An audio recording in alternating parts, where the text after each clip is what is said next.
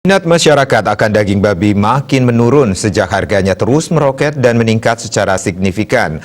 Daging babi yang sensitif terhadap isu dan harganya sering meningkat membuat daya beli berkurang sehingga pedagang daging babi kesulitan menjualnya.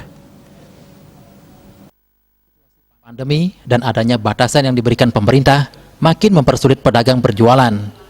Salah satunya pedagang daging babi yang harus menelan pil pahit karena harga daging yang melonjak tajam. Salah satu pedagang babi di Pasar Badung mengatakan, harga babi hidup mencapai Rp52.000 per kilogram, sedangkan harga jualnya di pasaran berkisar Rp90.000 per kilogram, dari awalnya Rp70.000 per kilogram. Hal tersebut membuat pembeli menurun drastis, mengingat kondisi seperti sekarang, banyak masyarakat yang penghasilannya menurun. Daging babi yang tersisa terpaksa diberikan kepada langganan dan dapat membayar belakangan untuk menghindari kebusukan daging. Peningkatan harga tinggi sekali, kalau peningkatan penjualannya menurun. Itu karena apa? Karena tingginya harga daging, daya beli mereka nggak bisa. Kan penghasilan sekarang nggak ada, restoran nggak full buka itu kan. Terus dibarengin dengan apa? PPKM. Itu menyebabkan ini. Kalau untuk masyarakat kayak kita rendah sekali daya belinya. Ya, rendah sekali daya belinya karena mereka kan nggak ada penghasilan kan.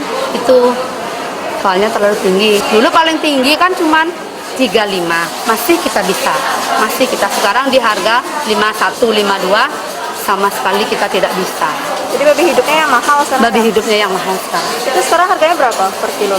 Babi hidup, kalau untuk yang kualitas daging bagus 52, kalau untuk yang lokalan ada dari 49 sampai 51. Pembeli menurun drastis? Menurun drastis, benar-benar menurun. Pernah sisa nggak, Bu?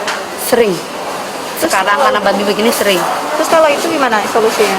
Kita yang khusus sendiri, kalau dari berapa orderan baru kita berani potong. Nggak kayak dulu. Kalau dulu kita berani potong sekian pasti habis. Sekarang nggak berani.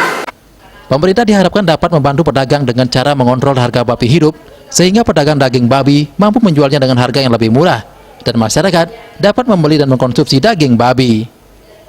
Regita Cahyani dan Made Risma, Bali TV.